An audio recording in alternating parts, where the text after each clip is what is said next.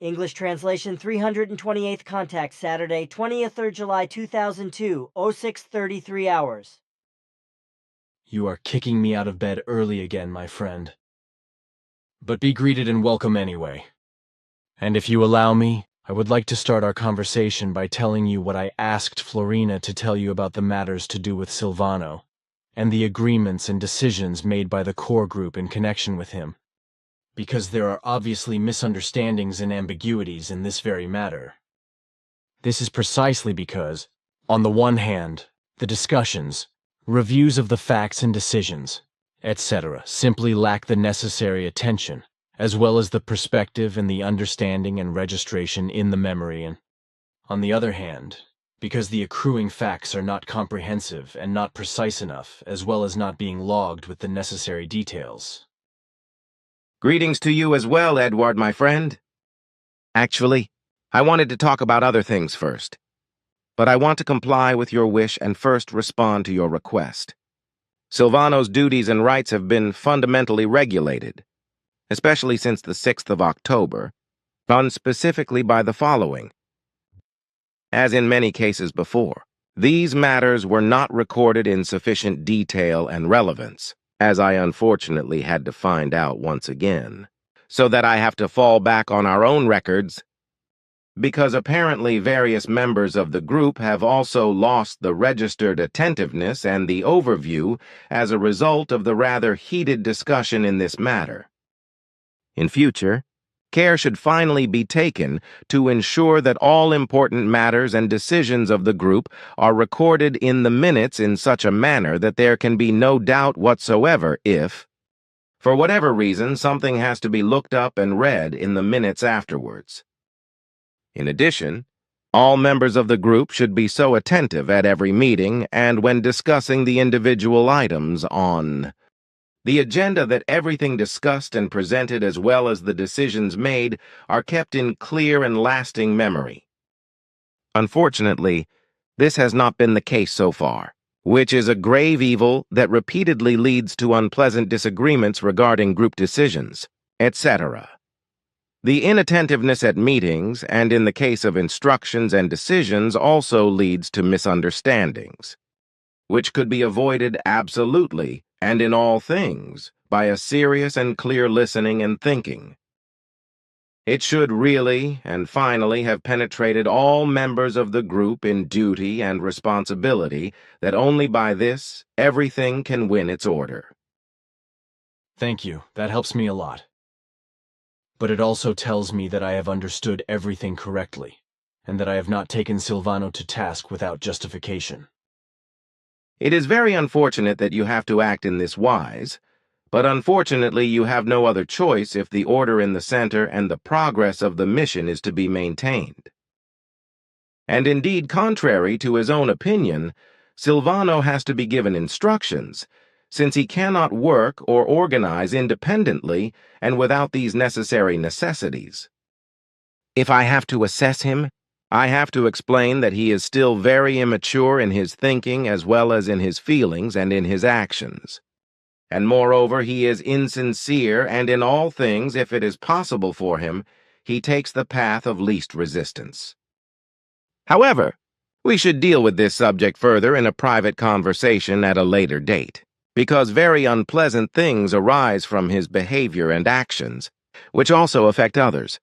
And indeed, as a result of Silvano having deluded them into believing something, and that they are thus influenced by something that is not given with him and does not correspond to the truth, with which, moreover, he has duped himself, and moreover has already maneuvered himself into a dilemma which unfortunately has a very negative effect. But I will also talk about this later in private with you in detail. You need to be oriented about this also when you are asked for answers and explanations. The negative change in Silvano that you mentioned has already been noted by various group members. It has not gone unnoticed by me either.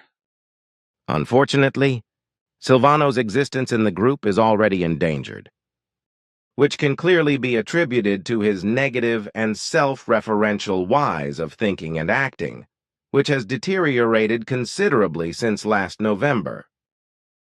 This is also the view of all those group members who have noticed his negative change. So let us talk about it later. So listen to what I have to tell you. On behalf of our entire spiritual leadership, I have a great debt of gratitude to you. In total, I must thank you for your great and immensely important work which you have done for us in only 78 days. All the material is absolutely new to us and must be learned and put into practice in many years of study. In fact, we had no idea, let alone knowledge, of all these very high values in this immensely high-quality teaching. The whole thing goes far beyond anything we could have imagined. But that was probably a good thing, because at our Congress, which lasted 71 days, we came to the insight and understanding that all the values and the teaching which you handed down to us from Nocademians and Hanok's storage banks should not have been given earlier, because they would not have been understood comprehensively and could have caused great harm. Accordingly, it was very good that none of our spiritual leaders are able to generate the storage bank frequency of Nocademians, Hanoks and Enochs, and that they do not know the memory code and the word code as well as the decryption code. All this high knowledge and high-quality teaching still poses a very great danger if the material were to fall into the wrong hands. This could have been the case with us at an earlier point in time, which is why it was right for Nocademion, Hanok, and Enoch to predetermine the time when the spiritual leadership would come into the possession of the knowledge and the teaching. Of course, we also know that in the storage banks of Nocademion, Hanok, and Enoch there is much more knowledge and probably the whole further teaching stored, and that only you alone can call up this knowledge and the teaching that goes with it, so our spiritual leadership will never have access to it, just as other human life forms of any kind will not. In addition, many questions continue to arise from all the values and the teaching, so all the questions you have already answered are not enough. So we continue to need your help and explanations, which is why you should be the chief advisor of our spiritual leadership, as has been collectively and unanimously agreed upon. Provided, of course, that you wish to carry this honor and dignity. This will bring you a lot of extra work, but we would be extremely grateful if you would be willing to take on this task. All of us. That is to say, a good deal more than 29,000 spirit guides and ishwishes need your instructive help with regard to the teaching of the spirit, which is much more extensive than we all have known up to now. And since you are the only one who knows the codes of Nocademion, Hanok and Enoch and has the necessary frequency to be able to draw the knowledge from the storage banks. But you are also the only one who can explain everything according to reality. You are our only help. We ask you to do this. Are you really out of your mind? Wow, Ptah, dear friend, how can I do that? I am not an Ishwish or a spiritual leader. How could I be the spiritual leader's chief advisor? Just think of it. I, an earthly barbarian, an earthly rascal. But he whose knowledge of the teaching of the Spirit is far greater than that of our spiritual guidance, and you, too, are the most knowledgeable person on the earth in this respect. You should not hide your light under a bushel. You speak in old words, my friend, just like Enoch, from whom Emmanuel took over. That is probably true, but what now, my friend? Do you want to take the honor and dignity upon yourself? Ptah. If I had a comb like a rooster, it would shine bright red and shining. Man, I am going crazy or megalomaniac, because the whole thing is really too much of a good thing and too much of an honor and dignity. The going crazy and the megalomania will certainly not be true. But as far as honor and dignity are concerned, this is fully justified. Our entire spiritual leadership and all our ishwishes decided. It would be wrong to refuse your request. So, I will help you with the necessary explanations, etc. But please let the chief advisor be only an idea that is already forgotten. then I express all our thanks to you. I also want to tell you that with your help, we have achieved an immeasurable amount for our and our people's evolution. As for the chief advisor, that is not our concern. So there is no need for us to say any more about that. But what interests me now is how you manage to live on the earth with all your knowledge of the teaching of the Spirit among human beings who carry and understand only a small part of your spiritual teaching knowledge. And how is it that you are able to bring the higher values concerning the teaching of the Spirit to the measure that it must be tailored to the earth humans? And how do you prevent that you never bring too much of the knowledge and that you do not make promises in this regard? This is not a matter of difficulty, for I store very few things in my memory concerning those values and teachings that must remain secret, or that simply cannot yet be understood and comprehended by the earth humans. All my knowledge, which is intended for the earth humans outside the actual teaching, I do not store in my memory, but leave it in the storage banks, where I can retrieve any information at any time in a matter of seconds. In the same manner that I have done this with all the teaching material created for you and the knowledge and teaching of the Spirit. Afterwards, I simply forgot everything again, so to speak. You can see the matter in such a wise that I deduct the necessary knowledge from the storage banks in each case, let it into my consciousness, write down everything or talk about it, after which I immediately forget it again and only retrieve it when I need it. So I also cannot blurt out anything that is not meant for it, because the memory does not contain the necessary information, and therefore cannot release any. This is extremely safe and reliable. Also with regard to what would happen if I were to be exposed to hypnosis or any truth drugs, because information not present in the memory cannot be released by force, etc. That is the whole secret. You have described this process in the 553 pages that you have written for us during the 78 days. But I will have some more questions about this after our official conversation. Of course, nothing stands in the way of that. But here I have some more notes with questions, if you allow me. My time is not limited. Now then, did you ask Quetzal about how the catching up within a month, or the catching up in the time of a month of the different duties and to which duties this regulation, recommended by Quetzal and accepted and decided by the group, refers? The regulation of bringing forward or catching up the duty within 1 month applies exclusively to the night watch. This regulation does not apply to other duties. The meditation duty is regulated elsewhere and does not fall under the possibility of making up for it, but only of making up for it. For the holiday period, Quetzal recommends that a group decision should also be made by a group resolution to regulate duties to be brought forward or made up for, with a proposal that provides for a maximum of 75 days each for bringing forward and making up the time. This should certainly be acceptable and feasible, and will be clarified at the next General Assembly. And what did Quetzal say about the rules and obligations for group members after their retirement? Did I or did I not understand Quetzal's instruction and statement from that time correctly? Certain duties from ancient times, when the new mission was decided for the modern age, are for life.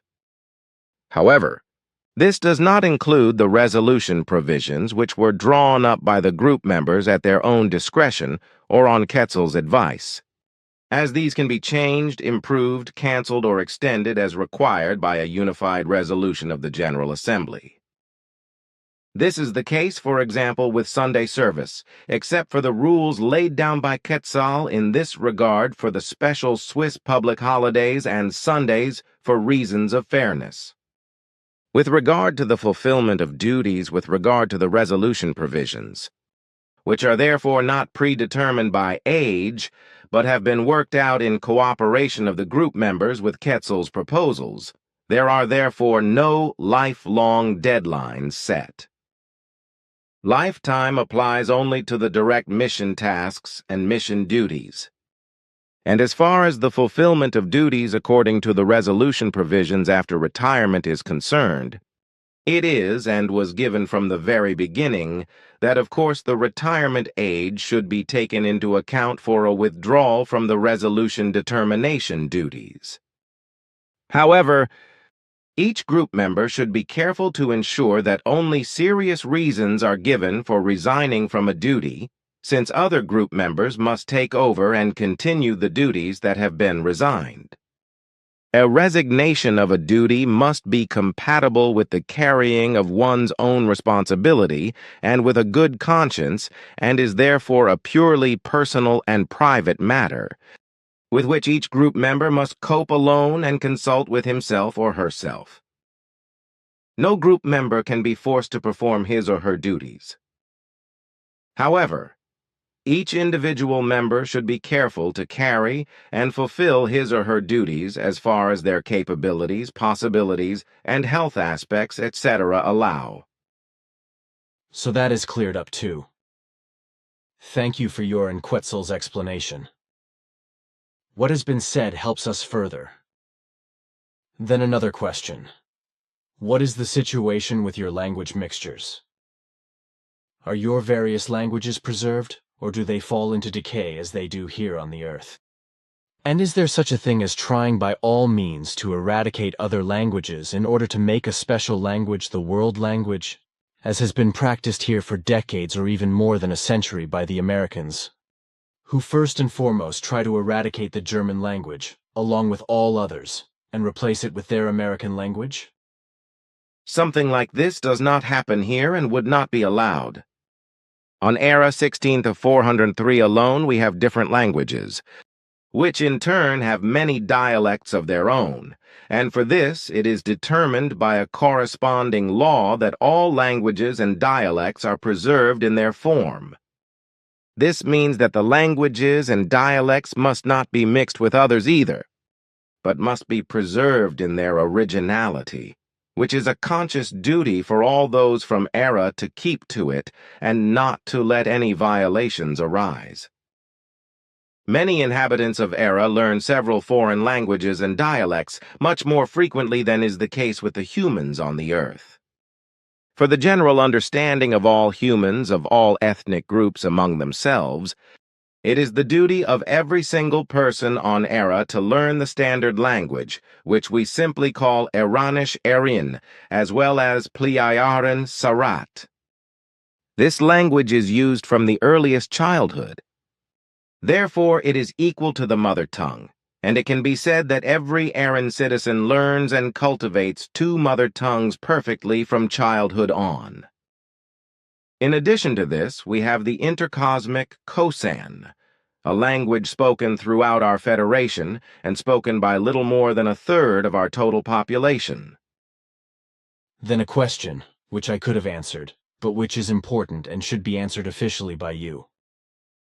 I have been approached on several occasions and have also given a corresponding answer, although I think that an explanation on your part would be better. Would you, or can you agree to this? Certainly. Good, thank you. So then, the Kalak tree, as it is called in the lore, under whose huge branches an entire native village was placed, was it a gigantic umbrella acacia, if I am not mistaken? I tried several times to find this tree in special book encyclopedias, but there were not even any clues about this giant tree.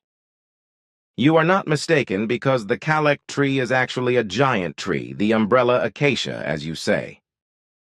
Under these trees, the natives used to build their small villages to protect themselves from the sun and storms.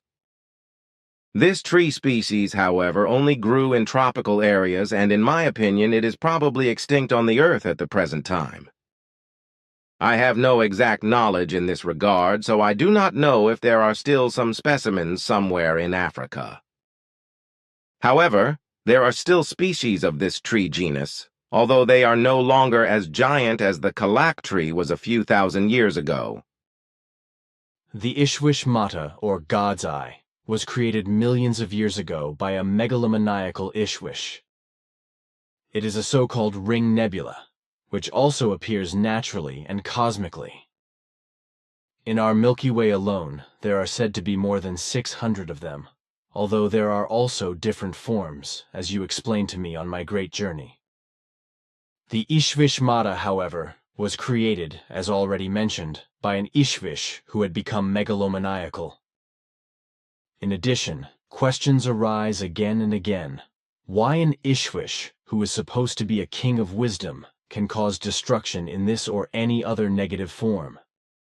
To this end, I have explained, according to my knowledge, that not all Ishvishes are the same, since there are different forms or degrees of the term Ishvish in relation to different fields of knowledge. In this episode, I explained, there are, for example, the degrees of Ishvish in relation to the technical science, the computer science, the historical science, the medical science, etc., etc. The highest form of Ishvish is the degree of spiritual science, in which creation science and life science are anchored, as well as all the fields related to these. Spiritual science, and thus the Ishvish, is the degree of the highest spiritual knowledge and the spiritual teaching, and thus the most comprehensive knowledge and the greatest wisdom with regard to all creational laws and recommendations, as well as their observance, and to the conduct of life according to the laws of the creation, etc. And exactly in this form, that is to say, in this degree of Ishvish knowledge, love and wisdom are so highly developed that no more conscious mistakes and mistreatments against the creational laws and recommendations, as well as no more wrongdoings and other violations can be committed. Because true love as well as knowledge and wisdom have become too extensive and too powerful to be violated. The situation is quite different with the other forms of Ishvish, which do not refer to creational law concerns but to material areas, in which great knowledge and great wisdom can be attained, whereby, however, these Ishvishes of purely material areas of knowledge are not immune from consciously committing mistakes, which are directed against the societal or creational order by serious offenses, and by which even the most serious destruction and annihilation can be caused. This was also the case with the Ishvish who, in his megalomania, created the Ishvishmata, or the Eye of God, for he was an Ishvish of the science of physics and the science of technology, etc., as you explained to me at the time. And he possessed, only in these material fields of knowledge, a great knowledge and great wisdom, and was therefore an Ishvish or a king of wisdom. It should be said and explained that wisdom, which is very often misunderstood by Earth humans, actually means nothing else than great wisdom, maturity, experience, and ability, all of which originates from a purposeful education. What more can I say to this? In fact, I could not have explained it better, so there is nothing more to explain. You are not really in the mood to explain yourself, are you? No further explanation is really necessary because you have explained the issues sufficiently and very clearly. Very well, let it be so. Thanks anyway. Then the following. I had an inquiry from America, which caused a misunderstanding, but which only became clear when I phoned Christian Frenner.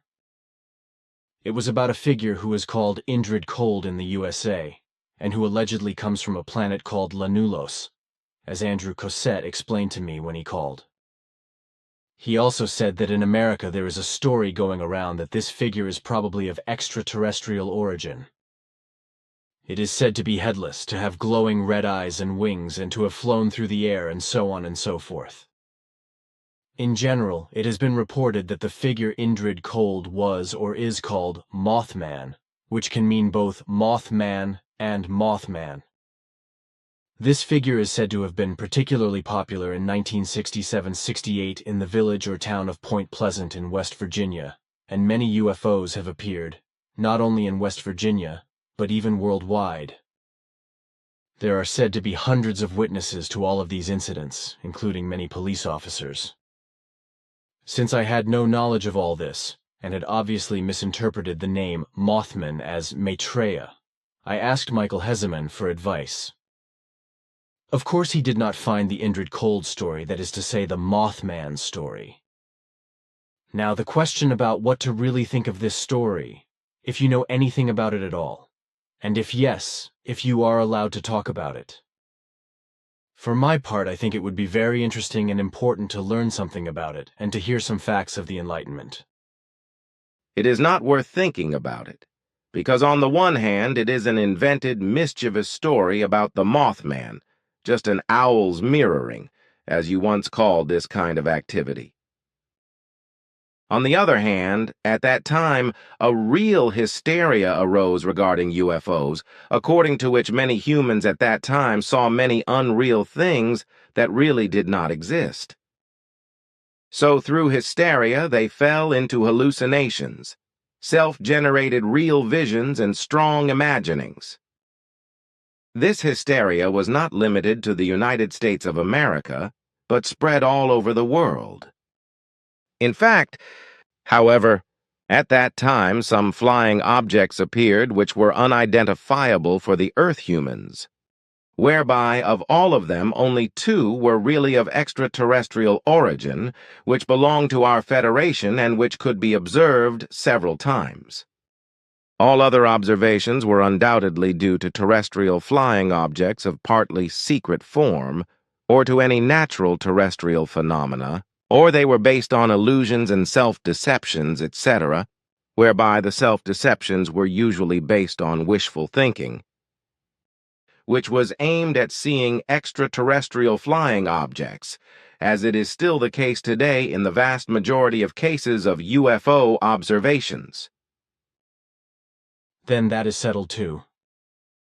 Now, I would like to ask you what number of contacts have actually taken place between you and me in the last 3 months that were related to the work I have been doing for the spiritual leadership.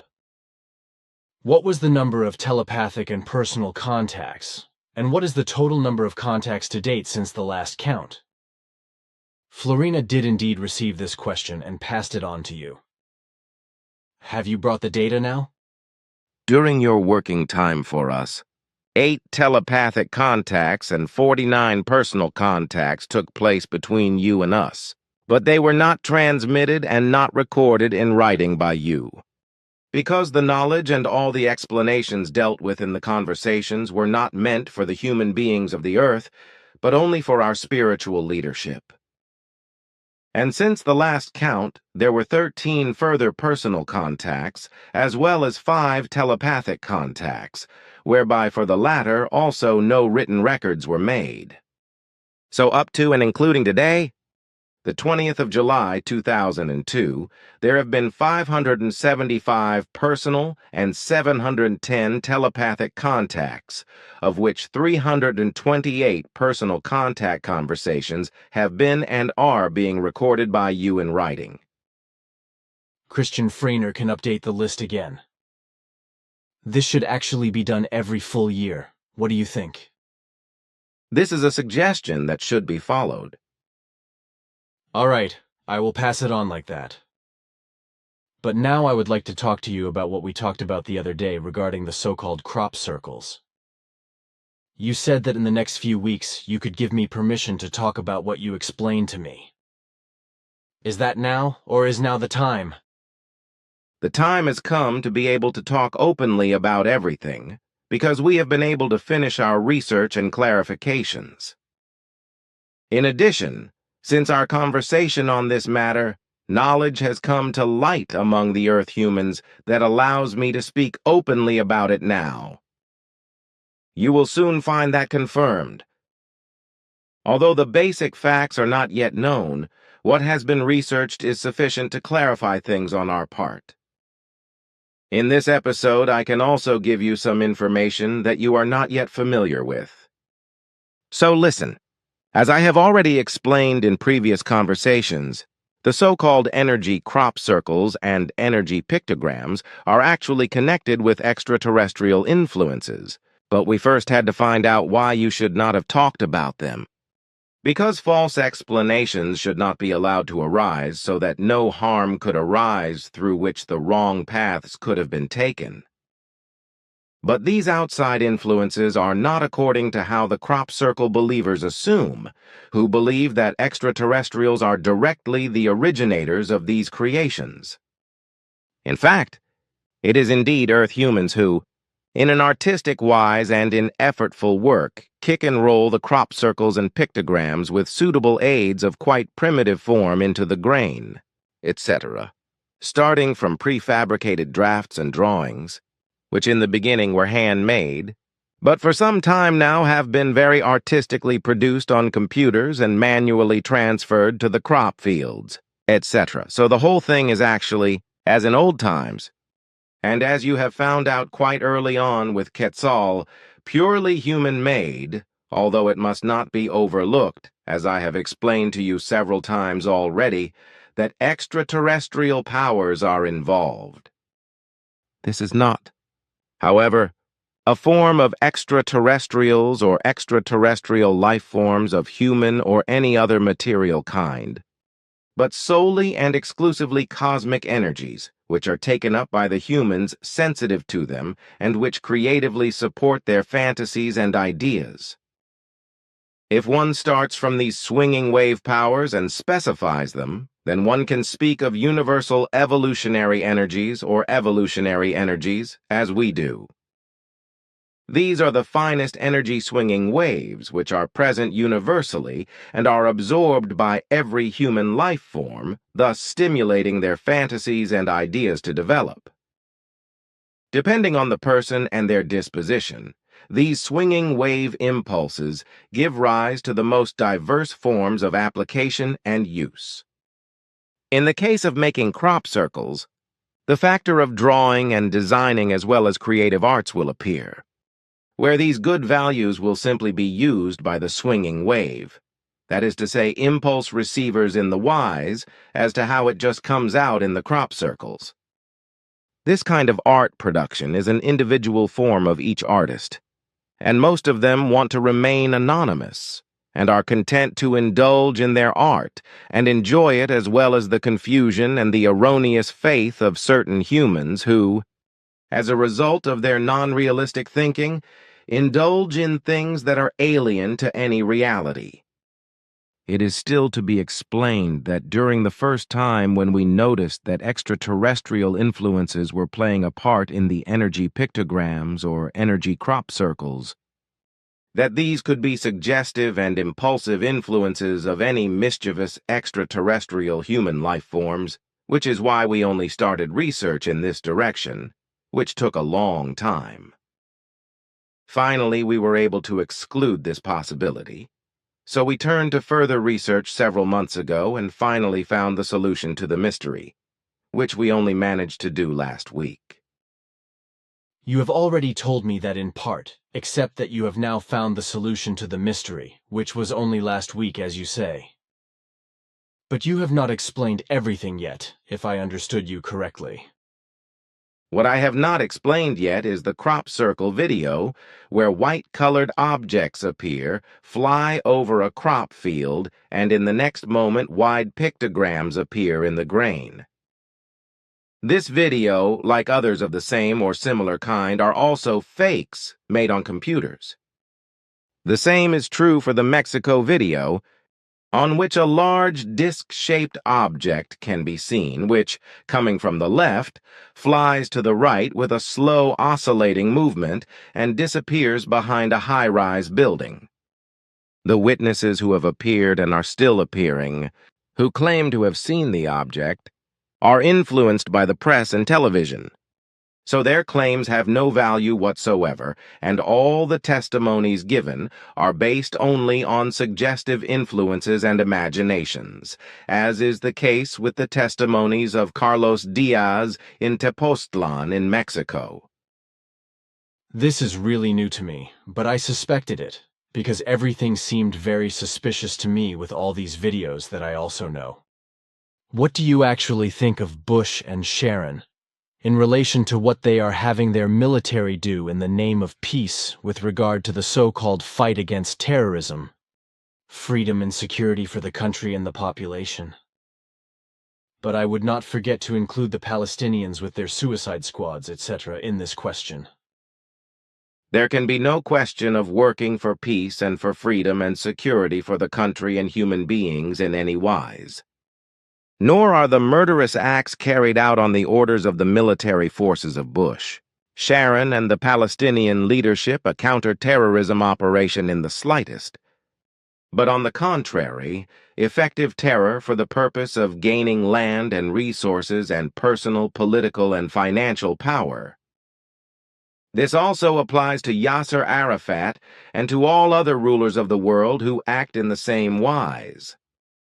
G.W. Bush Jr. as well as Sharon, Arafat and their like-minded ones in their ranks are just as incapable of leading a people and its military and the forces of order and the entire domestic and foreign policy, just as the Pope is not, and many other people's leaders before them were not, just as many others of the present are not, and many others of the future will not be.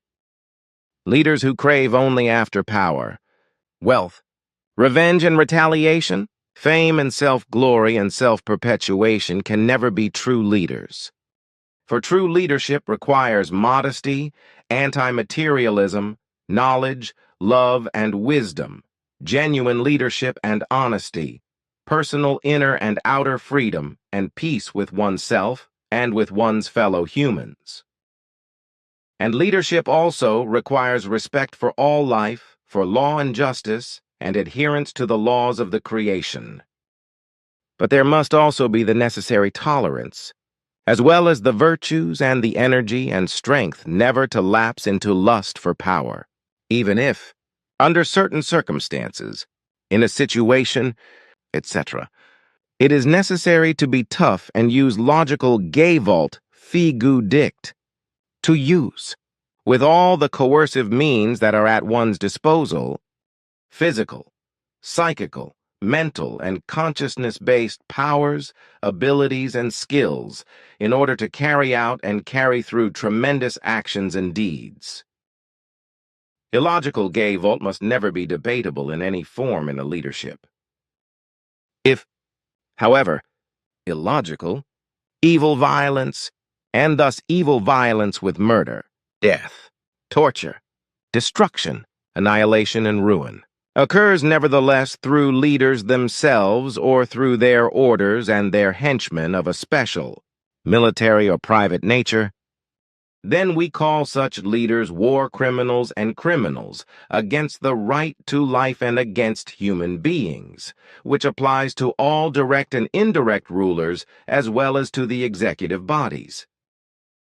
This is stated clearly and in a language that I think all humans understand, except those who refuse to accept the truth.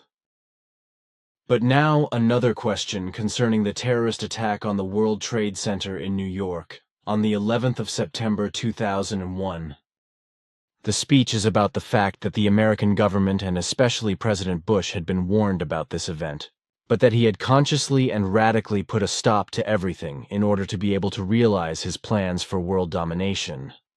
His greed for the acquisition of resources and land, and the American position as world police, etc., in the form of the war on terror in a worldwide form.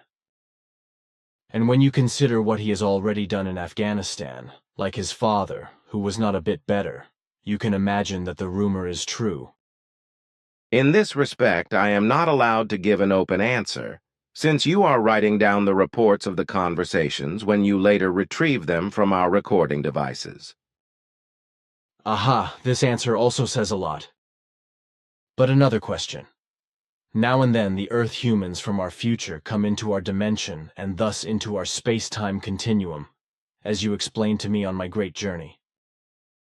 Also the Skrills and bioorganic flying objects, two special species, penetrate into our dimension from a dimension affiliated to us. Does this also apply to other humans of other dimensions who do not belong to you or to the Earth from the future? That is the case, yes. But such occurrences are very rarely observed by us. And what about foreigners from outside our Dern universe coming into our universe area from a foreign universe, apart from Asket's race from the Dal universe? Something like that is not known to us. Even our very extensive monitoring and constant checks have never revealed anything that would indicate such events. There is no possibility? At least it is extremely small. Because outside of our Dern-Dal twin universe, we are mostly surrounded by universes that are only of a fine material nature and therefore much more highly developed than our two universes. This is also the reason why we cannot break into these universes. So you have already explored this. Interesting, but how are you supposed to get into another material universe, as you want to do? It is a mystery to me. Somehow you should be able to create a highly concentrated energy channel through the fine material universes. Something like a wormhole that goes through all the higher evolutionary universes to a lower material creation universe, as stated in Nakademian's teachings. But you cannot reach its storage banks. Amazing what you know about this. Apparently you have more knowledge in these matters than you ever mentioned to us. Your explanation corresponds to the actual facts, but I must confess to you that our own scientists did not gain the knowledge and find the solution to be able to enter foreign universes. The truth is that we have obtained the knowledge and plans and formulas, etc. elsewhere. This can only be the very advanced humans of Asket's friends. But when will the enterprise that is to take you to a foreign universe take place now? And when can my jump to Simyase through the transmitter gate take place? There is nothing to hide from you. However, with regard to your question, I can assure you that at least my journey to the foreign universe we have already determined, which is a universe of creation like ours, will take place this year. If all goes well, the next step will be your visit to my daughter Simya, say, but this may take some time and maybe even until next year. Unfortunately, it is not always good for me here on Earth among the humans.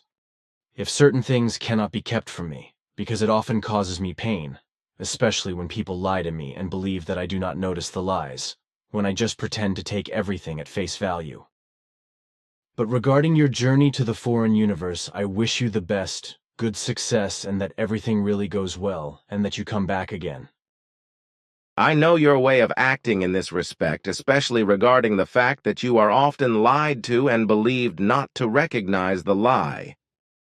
For my journey, dear friend, about which you are obviously very concerned for me, all necessary safety arrangements, safety precautions, notes Billy, have been taken, and all possibilities of contingencies have been considered so that it is to be expected that no breakdowns will occur. So you need fear neither for me nor for all my companions and the company itself. We have already transported a transmitter station into the foreign universe through the energy channel you mentioned. In order to create attempts to get test objects transported back through this station, which we transport to it through the energy channel. All the experiments in 800,000 ways have been flawless and without the slightest malfunction. Is this technology identical to the gate, through which one can bridge immeasurable distances in our universe simply by passing through it? No, it is not the same technical achievement, because the technology by which an energy channel can be used by a foreign universe of higher energetic form is a much higher evolution of the technology than the one you address with the transmitter gate. Of course, it is understandable. For my part, I have not dealt with Nakademian's technology, nor have I retrieved the relevant data.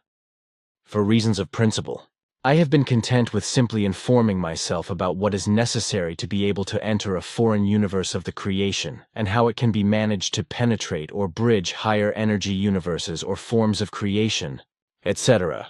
Of course, I was interested in this information when you told me some time ago that you would soon be making a journey to a foreign universe, as your technology was already so highly developed that it now allowed such a journey. This is the wise in which I imagined your approach. But now, dear friend, I once again have a request concerning a game of chess, if you are not too tired. Fine, of course. I can also sleep an hour or two later. So let us see. So now it is time for me to go again. For the time being, Florina and Injana will do the correction work with you and Bernadette. Good you bring that up, Ptah, because the next 2 weeks are off because Bernadette is going on vacation and will be in northern Germany. So, we can only continue with our correction work on the 8th of August. That does not pose a problem. But now, my friend, it is really time for me. Goodbye and Salome. See you soon, and until then farewell and Salome as well.